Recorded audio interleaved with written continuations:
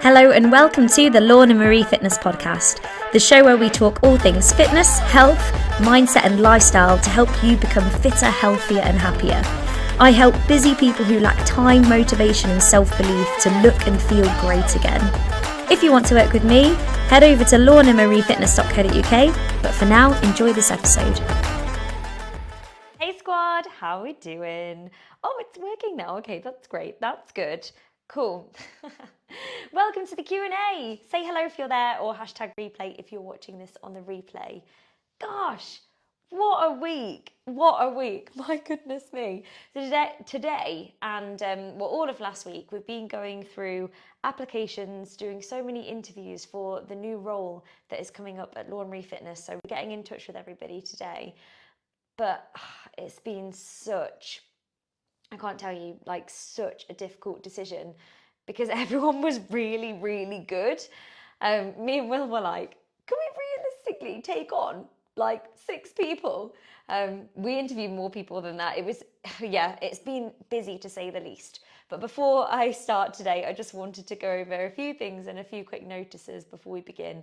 And if you are wondering, if you are actually watching this, so you're not listening to this on the podcast, if you're watching this on the members group, yes, I have got my sports bra on inside out. Basically, I put it on inside out and I'm not going anywhere. So I thought, well, it doesn't really matter, does it? And then I forgot about it. And then I realized that was coming on the Q&A and now here we are. But basically this, the gap there is where, you put in the pads for the sports bra. But I don't know about you, but I whip them out because they drive me mad. Hiya, Donna. They drive me mad. You know when you put them in the wash and then you get the sports bra out the wash and the pads are all just mangled and then they're coming apart and I can't be doing with it. So I just take them out and just go about it the French way, if you like, and I don't worry about the pads and yeah. But anyway, that's why you can see my sports bra is inside out, just in case you're wondering. You might not even notice, but now you definitely will. So that wasn't even a notice I was going to say. What I was going to say is a huge thank you to Emma and Sarah, who put a lovely, lovely notice into a Facebook group they're part of about what we do at the squad and how it really, really helps, or it's helped them, and it is so useful for people who are so busy, like particularly busy mums who are here, there and everywhere and need a flexible solution. And something they can fit around their busy lives and around the work, around the kids. And also to be part of a group that isn't just, an app where you like log in, which is so demotivating and just not even like human. It's nice to have that human touch and know that someone is there, they've got your back, and everybody in the group are so uplifting, supportive, and will help we all help each other on this journey, don't we? We're all in it together. Anyway, they put a lovely post on there, and since we've welcomed some wonderful new squaddies into the group. So a very warm welcome if you are brand new and you're watching this, and a huge thank you to Emma and Sarah. And if you do enjoy what we do, it is just so important to shout about it. Like I can shout about it until, what's the saying, until the cows come home or the crows come home, whatever it is. I can shout about it, but it doesn't land the same as, say, if you go and tell a friend or somebody else, or write about it on a group that you're part of, or write a review, because you've been through it, you've done it, and it's so much more, not authentic, because like I am authentic, I genuinely just really want to help everyone, but it hits differently. You've done it, you've been through it, you know what it's like, and someone might read your posts and be like, I can completely resonate with that. That is where I am right now. Like maybe where you were when you first started, for example, or that sounds incredible. That's exactly what I'm looking for. And then we can actually help more people. Like this is what we do as a squad. We just help people feel amazing and thrive, not just in their health, but beyond that. Because you and I both know that when you are doing things to improve your health and fitness, you have more energy. You show up as this new person in every different area of your life. Like in your relationships, they improve. At work, I've had so many squaddies that have had job promotions on the back of just actually looking after themselves more. With your kids, and you show up as a role model. So it just has that knock-on effect for everything. So I think it's really important. So a huge thank you for that. And before we get onto the Q&A, just two last things. Plank challenge, loving it, loving it. I was on Facebook last night, just answering a few people and just, scrolling, as you do. One eye watching the telly. We're watching something called Night Agent at the moment on Netflix. And it's really, really bad for us because we're having really late nights. We can't stop watching it. And then the other eye, like on Facebook, I'm sure you can probably relate. It's just planks everywhere. It's fantastic. Keep the plank challenges coming. And I want to say that if you get stuck at a number, so say, for example, tomorrow's 70 seconds. If you think I literally cannot possibly do any more than 70 seconds, Lorna, please know that it's okay to drop to your knees. It's not cheating, it's a plank. It is okay to switch from the hands to the forearms or vice versa. And it's not a sign of failure, because I think a lot of people think, oh, I'm not strong enough, like I can only get up to this number, oh, I'm never going to be strong. Like, you got two options. One, carry on and get stronger, or two, give up. Which one is it going to be?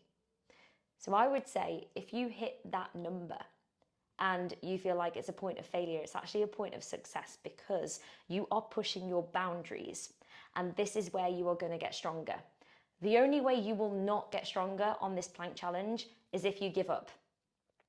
So if you hit a number that you can't possibly increase at the moment, keep going. Say, for example, if it's 70 seconds, keep doing that every day to the point where you can then add on 10 seconds. Like, what I've written is just a guide. It's just a number, but essentially, like, this is about you and your core strength. So follow it the best you can.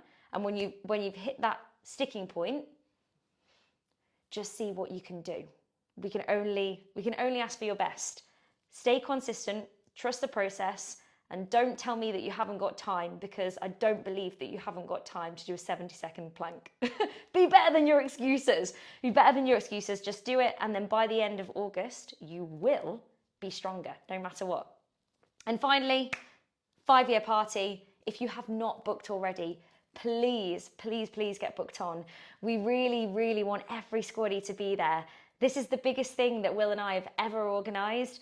The squad, like whether you've just joined recently or whether you joined 4.5 years ago, we are getting better and better and better year on year. Like, just for a bit of context, we first started in lockdown and it was me crying in my car at a petrol station, not knowing what to do. I came home and everyone was like, don't do online, don't do online. I was like, what have I got to lose? I'm going online. Because I'd already spoken to loads of members around gyms and said, I'm going to do something. If you want, just come with me and keep everybody sane. From that moment, this is where we are now. We're bringing Laura on full-time as our first ever full-time employee. We've just got the most amazing squad family. And we're also going to be bringing on the team member as well. This party is to celebrate you. This is to celebrate our squad, our family. And if you don't know anybody, please don't worry, because everyone's going to be in a really similar situation. I know we see each other online, but you know me. Come along and it's going to be wonderful. And what I'll do beforehand as well is we can create like some WhatsApp groups, or we can create some opportunities for you guys to meet up with each other, or maybe, we could go to a bar beforehand, so you can say, I'm the girl who's in the purple, or I'm the person with the orange hat. I don't know, you might have an orange hat. But don't worry, just get yourself booked on. We'll sort the rest out later. It's going to be really fun. Right, so to do that, you go onto lawnrefitness.co.uk/5-year-party. 5-year party with dashes in between. All right, here we go. Q&A. Now, question 1, I'll go through them in turn here. I'm going to, hold on, let me pull all the questions up. Right.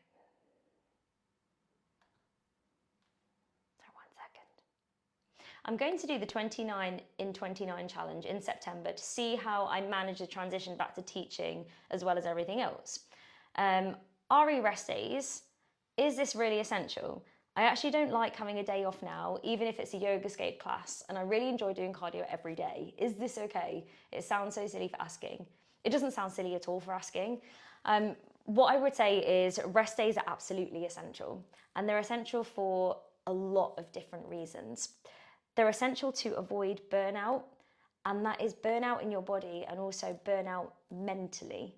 You don't want to get to a place where you're starting to resent your workouts because you just don't have energy for them, or the ones that you normally love, you don't love so much anymore.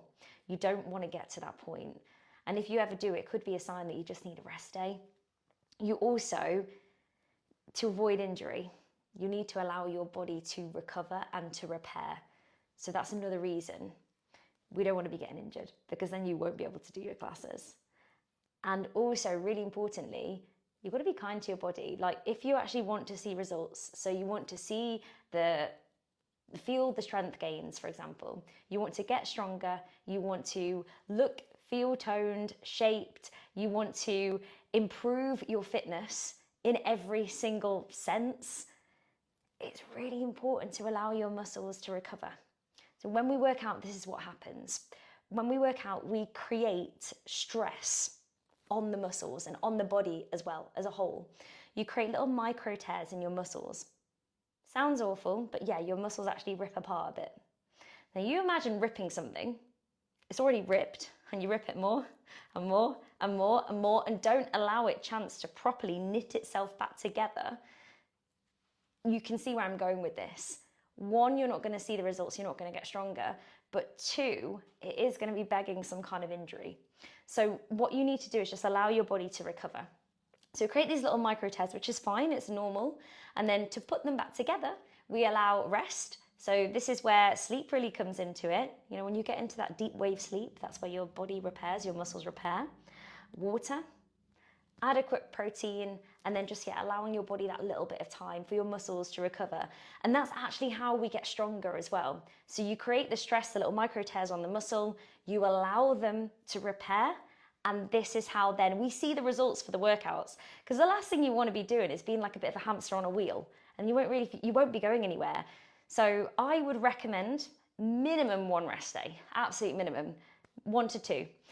Like, sometimes the more active you are, the more you need to recover as well. So that might be where you need a couple of rest days, if you see what I mean. So it's not a silly question at all. It's actually a really important question. So thank you for asking. No question is ever silly, but minimum 1, maybe 2 days of rest. And when I say rest, it doesn't mean that you need to be sat down on a sofa with your legs up. The best way to rest is some really, really light mobility. And that might be going on a short walk, like a really gentle walk. I'm not talking about a power walk here. I'm talking about just like a little gentle walk, because it helps promote blood flow, which will in turn help promote with that muscle recovery. Promote with that will help muscle recovery. Another thing you could do is some light stretching, or maybe like a really light yoga. So if you go onto On Demand and you put into the search bar, if you put, I can't get my words out, you put stretch or chill, the more relaxing kind of ones will come up. So you could do that. So if you want to do something, those kind of things would actually really benefit your body. But great question. Thank you so much for asking. But protein, light mobility, water, and rest. Minimum 1-2 rest days a week. Minimum. Next question. I'm going to use my son's unused Fitbit to record my steps. Sorry if this is a silly question. No question's ever silly. But do I leave it on the whole day and count all my steps? For example, even moving around the house, or is it only on proper walks that the steps count? I've never really counted my steps before.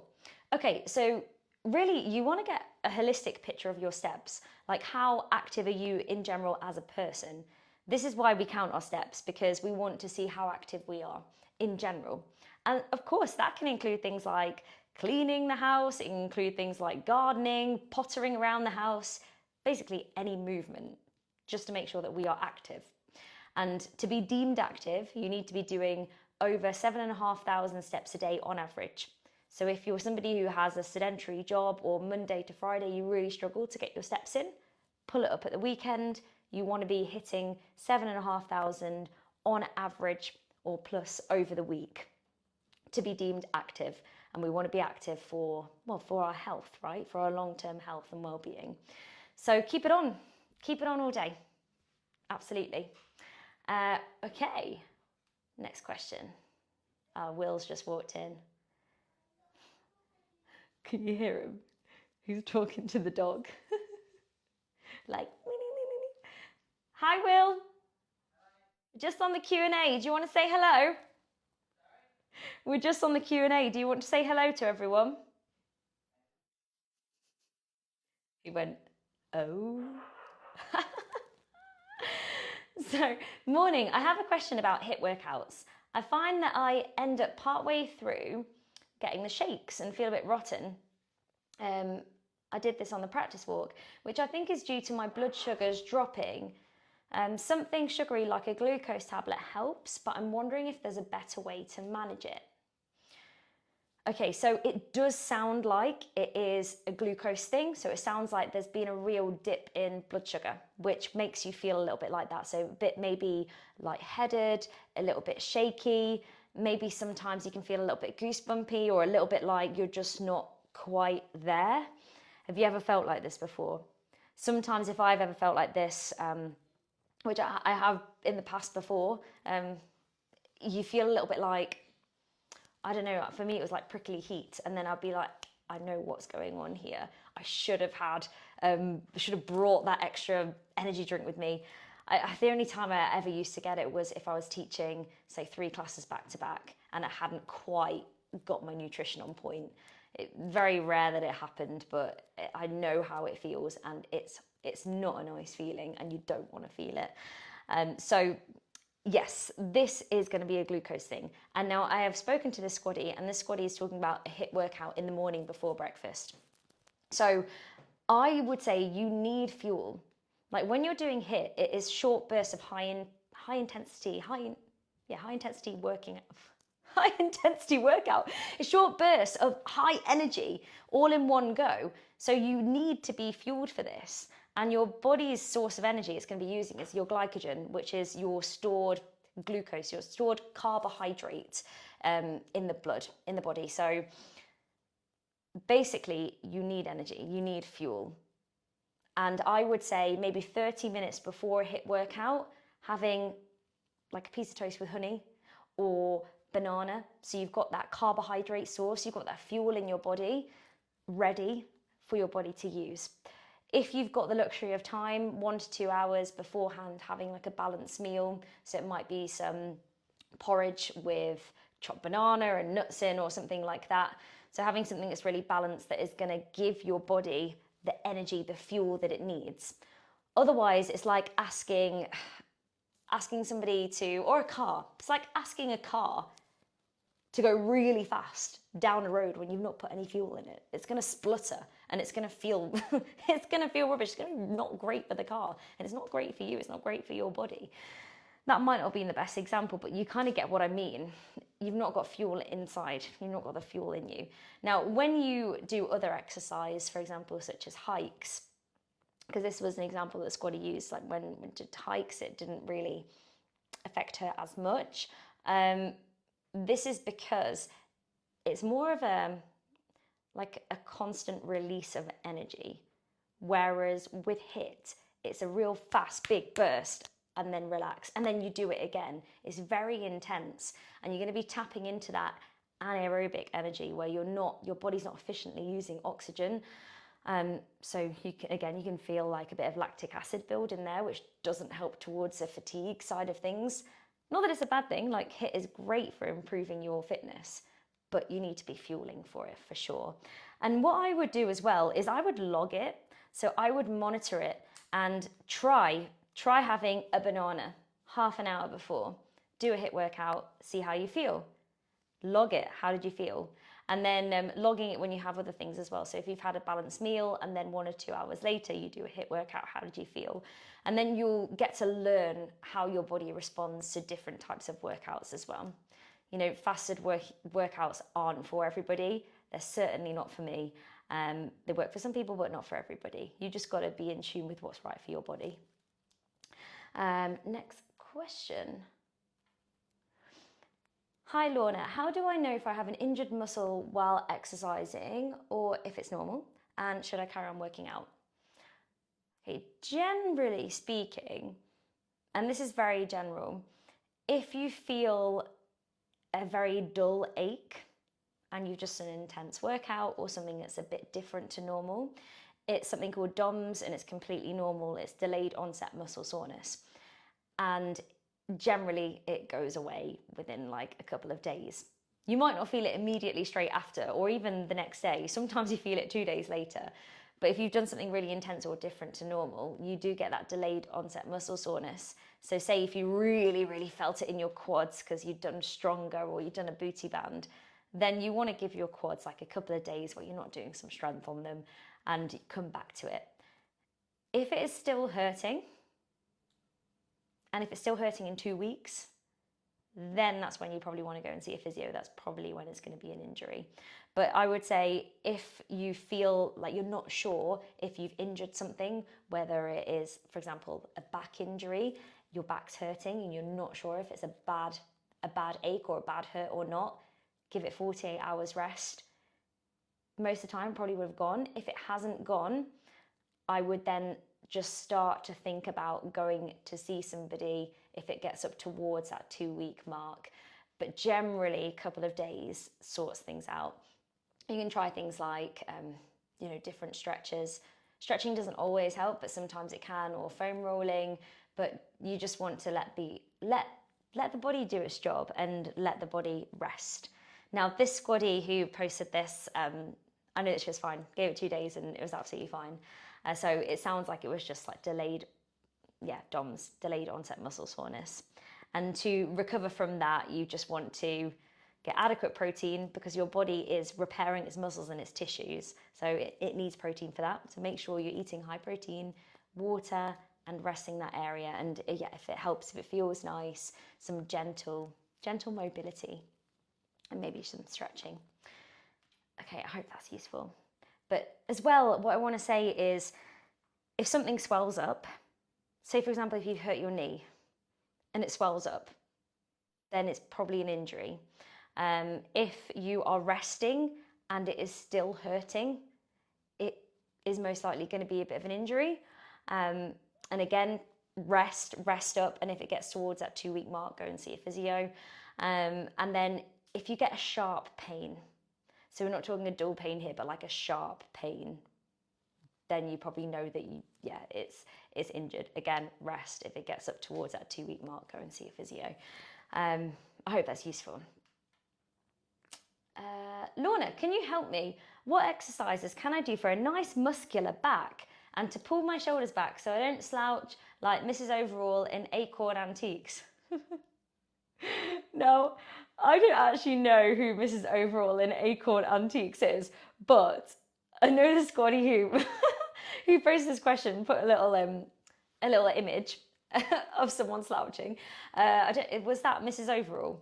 Anyway, let me know. If you want a nice muscular back and a good posture, you want to be working your posterior chain, you want to be working your back muscles. I would get yourself on Stronger a couple of times a week, because in Stronger we do a lot of things like rows. We do rows with a barbell, we do single arm rows, we do flies, and all of those things really work your back. Another one I would do is Pilates. We do a lot of back work in Pilates because your back is a really important part of your core. But we do a lot of postural work in Pilates. So things like shoulder blade retraction, when we're lying on our backs and we're doing things, lying on our fronts and we're doing things like the swimmer. I'm thinking off the top of my head now here, skydiver. What else do? We do things like the Superman, all really, really good for working the back of your body. Back extensions, there's another one. So I'd get yourself on Pilates and Stronger for sure. Another exercise you can do yourself it's called the TYI. So you take your arms out into a T, squeeze your shoulder blades, take them into a Y, squeeze them, and then an I with your arms right up in the air. But you do it lying down on the floor.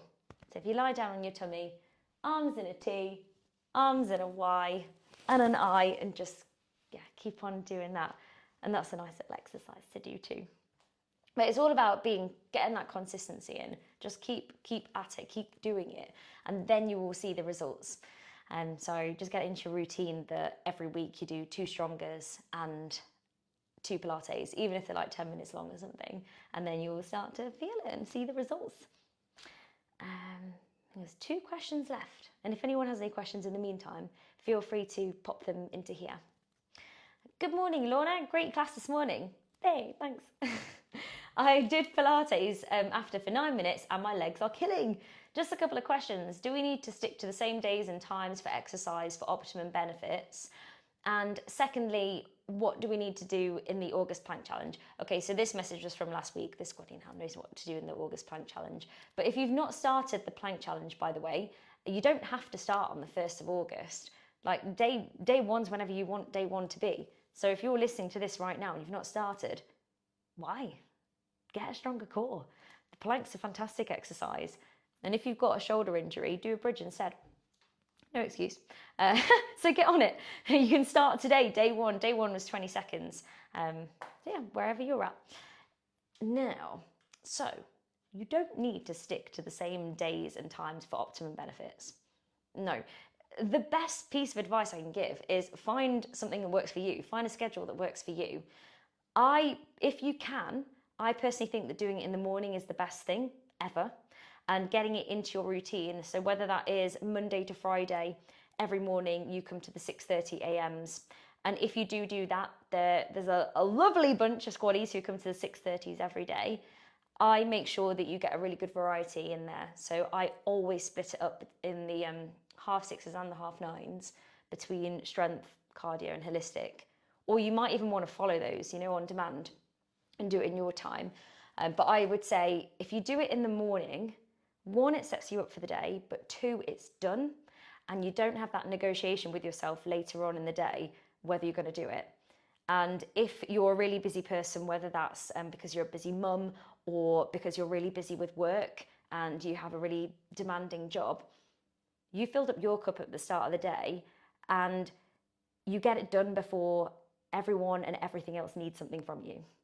So you're looking after you at the start of the day, your workout is done, tick, moving on, rather than getting to the end of the day and thinking, I'm exhausted, I'll just do it tomorrow. Because then we all know that it just doesn't end up happening or working like that and you get frustrated. So I would say if you can, do that. Or if you're someone who's really disciplined and actually doing it after work is your transition from work into home life, fantastic. Or if you are somebody who wants to put the kids to bed and then that's your time, great. Find the thing that works for you. That's really important.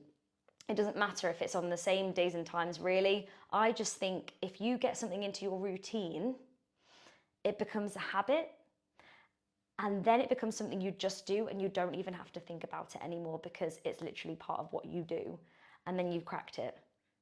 And then if you don't do it one day for whatever reason, like if you go on holiday, you just feel a bit weird. It doesn't feel right. But no, you want to get it into a routine. For some people, that might be Monday, Wednesday, Friday. Some people, it might be Monday to Friday. Some people, it might be Friday, Saturday, Sunday. For some people, routine might be every Sunday, I sit down and I look at my diary for the week ahead. I know I'm going to be here, there and everywhere. So my routine is Sunday's my planning day and I work out where I'm going to put my workouts in. And that's still part of a routine. It's something you do every week. Do what works for you. Don't worry about what days and what time it's on. The only thing that I would say is, well, you can find out what time works best for you, like with your energy. So if you find that working out in the morning is great for you and you feel so great by doing that and you love it and you've got your energy super high, if you have the luxury of, deciding on what time you're going to do it, then great, do that.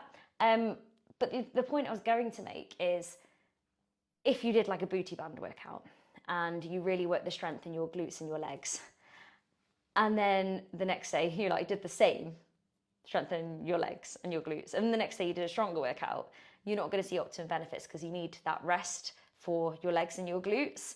That's the only thing I'd say with that. Okay, so final question.